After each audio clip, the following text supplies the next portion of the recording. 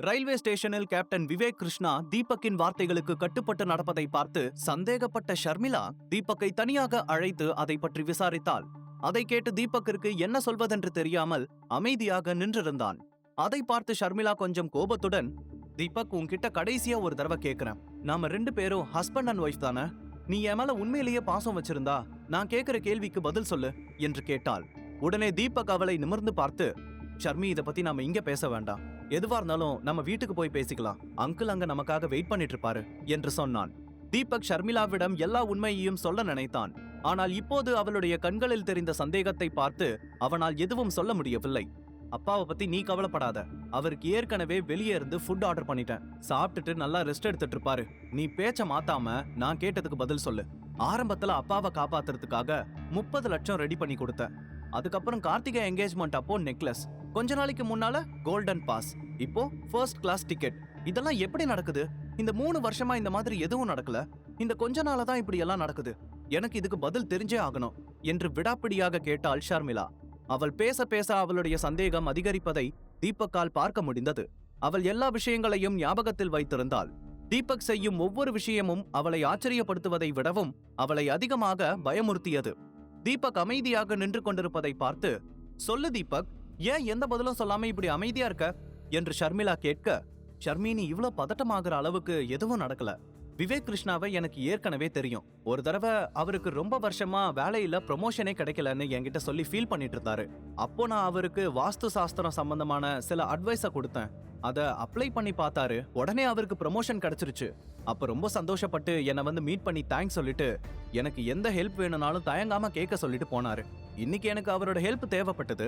அவரை யூஸ் பண்ணிக்கிட்டேன், அவ்வளவுதான் என்று சொன்னான். அவன் சொன்னதை கேட்டு ஷர்மிளா எந்த பதிலும் சொல்லாமல் அமைதியாக யோசித்தபடி நின்றிருந்தாள். இன்னமும் என்ன நீ நம்பலனா, நான் இப்பவே கேப்டனுக்கு போன் பண்ணி கொடுக்கறேன், நீ அவர்கிட்டயே கேட்டுக்கோ என்று சொல்லி போனை எடுக்க ஷர்மிளா அவனை தடுத்து, சந்தேகமெல்லாம் இல்ல, உனக்கு எப்படி வாஸ்து சாஸ்திரத்தை பத்தி எல்லாம் தெரியும் என்று கேட்க, அதான் அன்னைக்கே சொன்னல, எனக்கு பழங்கால விஷயங்களை பத்தி எல்லாம் படிக்கிறது ரொம்ப பிடிக்கும்னு. அப்போதான் இந்த ஆன்மீகத்துல இருக்கிற அருமையெல்லாம் தெரிஞ்சு அதை பத்தி படிக்க ஆரம்பிச்சேன். அதுல கத்துக்கிட்டது தான் எல்லாமே என்று சொன்னான் தீபக். அவன் சொல்வது ஷர்மிளாவை கொஞ்சம் யோசிக்க வைத்தது. ஒருவேளை தீபக் சொல்றதுதான் உண்மையா இருக்கும், நான் தான் தப்பா புரிஞ்சுக்கிட்டேன் என்று தனக்குத்தானே சொல்லி சமாதானம் செய்து கொண்டாள். அப்போது தீபக் அவளை பார்த்து, நான் பொய் சொல்லியிருக்க கூடாதுன்னு எனக்கு தெரியும். ஆனா இப்போ உனக்கு என் மேல இருக்கிற சந்தேகத்துல நான் உண்மையை சொல்லியிருந்தா அதை கேட்கிற மனநிலையில நீ இருந்திருக்க மாட்ட. இப்பதான் உனக்கு என் மேல கொஞ்சம் கொஞ்சம் நம்பிக்கை வந்துகிட்டு இருக்கு. இந்த சமயத்துல உண்மையை சொல்லி நான் ரிஸ்க் எடுக்க விரும்பல ஷர்மி, என்னை மன்னிச்சிடு. முதல்ல நான் உன்னோட முழு நம்பிக்கையையும் சம்பாதிக்கணும். அதுக்கப்புறம் தான் என்னை பத்தி உன்கிட்ட சொல்ல முடியும். என்னை பத்தி தெரிஞ்சுக்கிட்டதுக்கு அப்புறம் கண்டிப்பா நீ என்னை விட்டு விலகி போக மாட்ட என்று தனக்குள் சொல்லிக் கொண்டான். அதன் பிறகு இருவரும் வீட்டிற்கு கிளம்பி சென்றார்கள். இன்னொரு புறம் கார்த்திகா கோபமாக வீட்டிற்கு வந்து ரயில்வே ஸ்டேஷனில் நடந்த எல்லாவற்றையும் தன் பாட்டியிடமும் அண்ணனிடமும் சொன்னாள். அதை கேட்டு இருவரும் பயங்கரமாக கோபப்பட்டார்கள். அந்த தீபக்கு என் அம்மாவை அவமானப்படுத்துற அளவுக்கு தைரியம் வந்துருச்சா? நீ பார்த்துட்டு சும்மாவா வந்த? பாட்டி, இதுக்கு மேல அவனை நம்ம சும்மா விட்டா அவன் நம்ம மொத்த குடும்பத்தையும் இப்படிதான் அவமானப்படுத்திட்டு இருப்பான். இதுக்கு இப்பவே ஒரு முடிவு கட்டியாகணும், வாங்க போலாம் என்று கோபத்தில் கத்தி சொன்னான் நவீன். ஆனால் காயத்ரி தேவி எந்த பதிலும் சொல்லாமல் ஏதோ ஒரு யோசனையிலேயே இருந்தார். அப்போது அவன் அவர் அருகில் வந்து தோள்களை உலுக்கி, பாட்டி, என்னாச்சு உங்களுக்கு? கார்த்திகா சொன்னதெல்லாம் உங்களுக்கு கேட்டுச்சா இல்லையா என்று கோபமாக கேட்டான். எனக்கு எல்லாம் கேட்டுச்சு. அந்த தீபக் தனக்குத்தானே கல்லற தோண்டிக்கிட்டு இருக்கான். அவனை நான் சும்மா விட போறது கிடையாது. நீ உடனே கணேஷ் நம்பருக்கு கால் பண்ணு. தீபக்கோட உண்மையான நிலைமை என்னன்னு அவனுக்கு நாம புரிய வைக்கணும் என்று பேய்த்தனமான ஒரு புன்னகையுடன் சொன்னார் காயத்ரி தேவி. அவர் சொன்னதை பார்த்து தீபக்கிற்கு எதிராக ஏதோ ஒரு பெரிய திட்டம் வைத்திருப்பதாக நினைத்து சந்தோஷப்பட்டான் நவீன். இன்னொரு புறம் தீபக் ஷர்மிளா இருவரும் காரில் வீட்டிற்கு சென்று கொண்டிருந்தார்கள். ஷர்மிளா கொஞ்சம் சோர்வாக இருந்தாள். ஆனாலும் போனில் எதையோ நோண்டிக் கொண்டே அமைதியாக உட்கார்ந்திருந்தாள். அப்போது தீபக் தூரத்தில் ஒரு ரெஸ்டாரண்ட் இருப்பதை கவனித்தான். அவளை கொஞ்சம் இந்த விஷயத்திலிருந்து வெளியே கொண்டு வர நினைத்த தீபக், ஷர்மி, இங்க ஒரு ரெஸ்டாரண்ட் இருக்கு, இங்கே சாப்பிட்டுட்டு போயிடலாமா? எப்படியும் நம்ம வீட்டுக்கு போய் சமைச்சுதான் சாப்பிட வேண்டியிருக்கும். அங்கிளுக்கு தான் ஏற்கனவே ஃபுட் ஆர்டர் பண்ணிட்டல்ல என்று கேட்டான் தீபக். உடனே ஷர்மிளாவும் கொஞ்சமும் யோசிக்காமல், ஆமா, எனக்கும் பசிக்குது, நாம இங்கே சாப்பிட்டுட்டு போகலாம் என்று சொன்னாள். இங்கிருந்து 2 கிலோமீட்டர் தூரத்துல ஒரு பெரிய ரெஸ்டாரண்ட் இருக்கு. அந்த இடமே கேண்டில் லைட் செட்டப்ல ரொம்ப ரொமான்டிக்கா இருக்கும். ஆக்சுவலா உன்னை அங்க கூட்டிட்டு போகணும்னு தான் எனக்கு ஆசை. ஆனா நீ ஏற்கனவே என் மேல சந்தேகமா இருக்க. அவ்வளோ பெரிய ரெஸ்டாரண்ட்டுக்கு போறதுக்கு எங்க இருந்து பணம் கிடைச்சதுன்னு கேட்டா மறுபடியும் நான் மாட்டிக்குவேன். அதனால வேற வழி இல்ல, நாம இந்த சின்ன ரெஸ்டாரண்ட்டுக்கே போகலாம் என்று தனக்குள் சொல்லிக் கொண்டான் தீபக். இருவரும் ரெஸ்டாரண்டிற்கு முன்னால் காரை நிறுத்திவிட்டு சாப்பிட உள்ளே சென்றார்கள். அங்கே அவர்களுக்கென ஒரு தனி டேபிள் காலியாக இருந்தது. இருவரும் அங்கே சென்று ஃபுட் ஆர்டர் செய்தார்கள். சிறிது நேரத்தில் ஆர்டர் செய்த எல்லாமே வந்துவிட ஷர்மிளா பசியோடு இருந்ததால் வேகமாக சாப்பிட ஆரம்பித்தாள். தீபக் அவள் சாப்பிடும் அழகையே பார்த்து ரசித்தபடி மெதுவாக சாப்பிட்டுக் கொண்டிருந்தான். சிறிது நேரம் கழித்து பசி அடங்கியதும் ஷர்மி அவனை பார்த்து, ரொம்ப தேங்க்ஸ் தீபக், இந்த கொஞ்ச நாளா அப்பா உன்னால ரொம்ப ஹாப்பியா இருந்தாரு. இப்ப அம்மாவும் அதே மாதிரி உணர ஆரம்பிச்சிட்டாங்க. அவங்க 2 பேரும் இப்படி சந்தோஷமா இருந்து ரொம்ப நாள் ஆச்சு. கூடிய சீக்கிரம் அவங்க 2 பேருக்கும் உன்னை முழுசா புடிச்சு போயிடும்னு நினைக்கிறேன் என்று சிரித்து கொண்டே சொல்ல, அப்போ உனக்கு என்று கேட்டான் தீபக். அப்போது ஷர்மிளா சிரித்து கொண்டே அவன் கையை பிடித்து, எனக்கும் உன்னை ரொம்ப பிடிக்கும் தீபக். இத்தனை நாளா நான் உன்னை தப்பா புரிஞ்சுக்கிட்டு இருந்தேன். ஆனா நான் செஞ்சது ரொம்ப ரொம்ப தப்புன்னு நீ எனக்கு உணர்த்திட்ட. என் அம்மா உன்னை தினமும் எப்படியெல்லாம் திட்டுவாங்கன்னு நான் நேர்ல பார்த்துட்டு தான் இருக்கேன். ஆனா உன் இடத்துல வேற யாராவது இருந்திருந்தா அம்மாவுக்கு இன்னைக்கு இந்த அளவுக்கு ஹெல்ப் பண்ணிருக்க மாட்டாங்க என்று சொன்னாள். அவளுடைய வார்த்தைகளை கேட்டு தீபக் ரொம்பவே சந்தோஷப்பட்டான். ஆனால் அவளுடைய வார்த்தைகள் மீண்டும் அவனை குற்ற உணர்ச்சிக்கு ஆளாக்கியது. இதுதான் சரியான தருணம், அவளிடம் உண்மையை சொல்லிவிட வேண்டும் என்று நினைத்தவன் கொஞ்சம் முன்னால் நகர்ந்து உட்கார்ந்து, ஷர்மி, நான் உன்கிட்ட ஒன்னு சொல்லணும்னு நினைக்கிறேன் என்று சொன்னான். அந்த நேரத்தில் ஷர்மிளாவின் நம்பருக்கு ஒரு கால் வர போனை அட்டெண்ட் செய்தவள், yes Swathi, I have read the client brief. It's an urgent deadline. Wait, I'll tell you right now என்று சொன்னவள் உடனே தன்னுடைய லேப்டாப்பை எடுத்து அதே இடத்தில் வேலை செய்ய ஆரம்பித்தாள். காலையிலிருந்து நிறைய பிரச்சனைகள் நடந்ததால் அதில் ஷர்மிளா ஒரு முக்கியமான விஷயத்தை செய்ய மறந்துவிட்டாள். தீபக் தன் மனதில் இருக்கும் எல்லாவற்றையும் ஷர்மிளாவிடம் சொல்ல நினைத்தான். ஆனால் ஷர்மிளா ஸ்வாதியுடன் போனில் பிஸியாக இருந்ததால் அவனால் அப்போது எதையும் பேச முடியவில்லை. சில நிமிடங்களில் ஷர்மிளா தன்னுடைய வேலையை முடித்தாள். சாரி தீபக், எனக்கு கிளையண்ட்டுக்கு மெயில் பண்ண வேண்டியது இருந்துச்சு. காலையில நடந்த பிரச்சனையில எல்லாத்தையும் மறந்துட்டேன். கொஞ்ச நேரத்துல மைண்ட் பிளாக் ஆயிடுச்சு. அம்மா, நீ ஏதோ சொல்ல வந்தல்ல என்று கேட்டாள் ஷர்மிளா. ஷர்மி, உன்னை பார்த்தா ரொம்ப டயர்டா தெரியுது. நம்ம வீட்டுக்கு போய் பேசிக்கலாமா என்று தீபக் கேட்க, ஆமா தீபக், எனக்கு கொஞ்ச நேரம் ரெஸ்ட் எடுக்கணும். ரொம்ப டயர்டா ஃபீல் ஆகுது என்று சொன்னாள் ஷர்மிளா. இந்த மாதிரியான சமயத்தில் ஷர்மிளாவிடம் சொல்வது சரியாக இருக்காது என்று புரிந்து கொண்டவன் அதன் பிறகு அதை பற்றி எதுவும் பேசவில்லை. இருவரும் பில்லை செட்டில் செய்துவிட்டு வீட்டிற்கு கிளம்பினார்கள். இருவரும் காரில் ஏறும்போது அந்த வழியாக காரில் சென்ற பிரியா தீபக்கை கவனித்தாள். ஆனால் அவன் பிரியாவை பார்க்கவில்லை. பிரியாவுக்கு தீபக்கை பார்த்ததும் அந்த முகமுடி மனிதன் தான் நினைவுக்கு வந்தான்.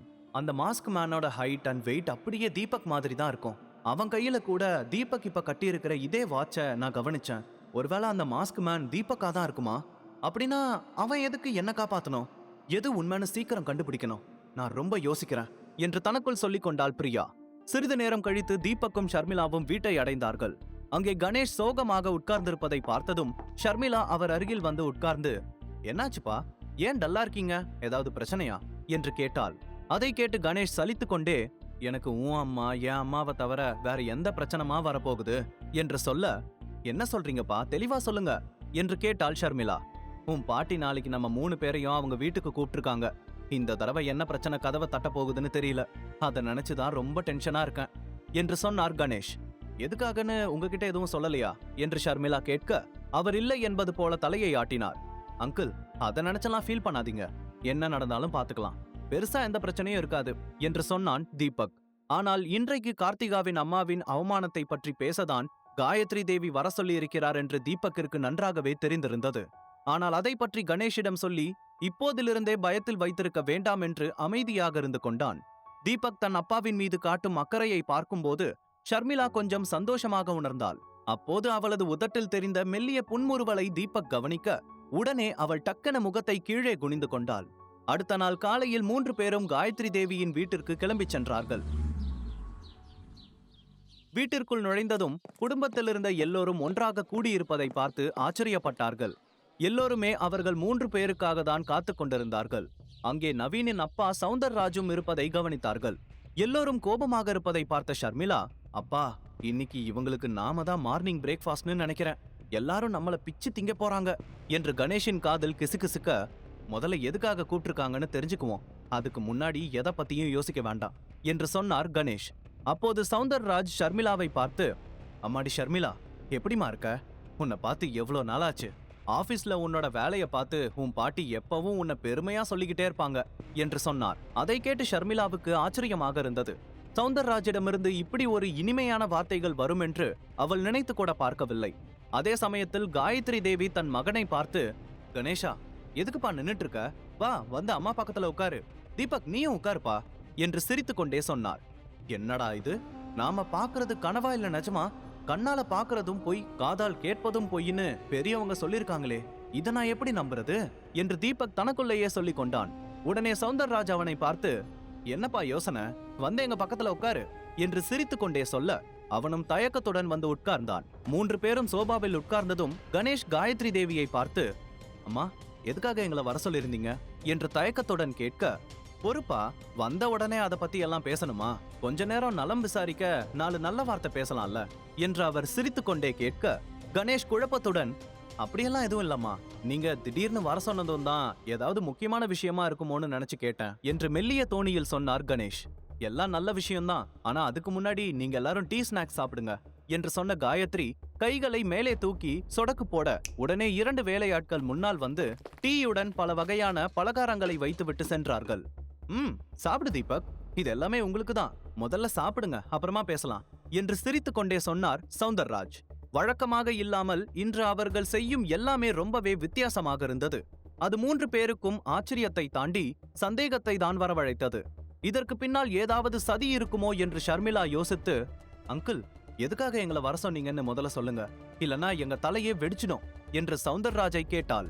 உடனே அவர் சிரித்துக்கொண்டே, அதான் ஏற்கனவே பாட்டி சொன்னாங்களே, எல்லாம் நல்ல விஷயம்தான்னு. நாங்க எல்லாரும் சேர்ந்து உன் ஹஸ்பண்டுக்கு நம்ம ஆபீஸ்ல மேனேஜர் போஸ்டிங் கொடுக்கலான்னு முடிவு பண்ணிருக்கோம். இன்னமும் எத்தனை நாளைக்கு தான் அவர் வீட்டு வேலையே பார்த்துட்டு இருப்பாரு? மேனேஜரா இருந்தா அது உனக்கும் பெருமை, நம்ம குடும்பத்துக்கும் கௌரவம் என்று சொன்னார். அந்த வார்த்தையை கேட்டதும் தீபக், ஷர்மிளா, கணேஷ் 3 பேருமே திகைத்து போனார்கள். நேத்து வரைக்கும் என்ன ஜோக்கரு, எதுக்கும் லாய்க்கு இல்லாதவன், அது இதுன்னு வாய்க்கு வந்தபடியெல்லாம் பேசிட்டு இன்னைக்கு திடீர்னு எப்படி இப்படி மாறினாங்க? இதெல்லாம் பார்த்தா எனக்கு சந்தேகம் இன்னமும் அதிகமாகுது என்று தீபக் தனக்குள் சொல்லிக் கொண்டான். உண்மையில் காயத்ரி தேவியும் சௌந்தரராஜும் என்ன பிளான் வைத்திருந்தார்கள்? தீபக் மீண்டும் ஏதாவது புது பிரச்சனையில் மாட்டப் போகிறானா? முழு கதையையும் கேட்டு மகிழ பாக்கெட் FM ஏபி டவுன்லோட் செய்யுங்கள். லிங்க் டிஸ்கிரிப்ஷனில் கொடுக்கப்பட்டுள்ளது.